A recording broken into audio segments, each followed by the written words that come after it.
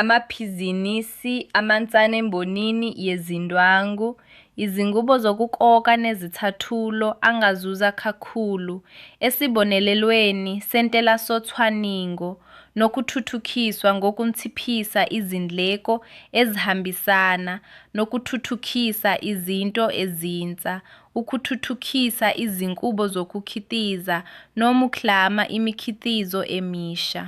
Imisebenzi efana nokusola izindwangu ezintsha, ukwenza nkono imika yokukhiqiza noma ukudala izithazululo ezisimeme iyafaneleka.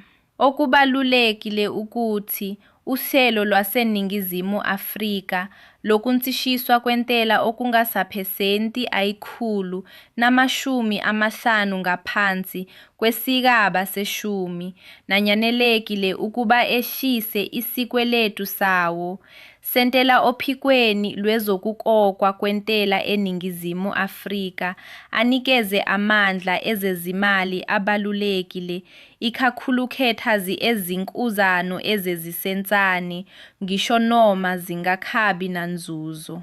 Lokhu kukhulula imali yokuthala kabusha ekukambeni izinto ezintsha nokukhula. Ukuze uthole ulwezi olwengeziwe, thintana nomeleli wangakhini wakwaSwanson Reed.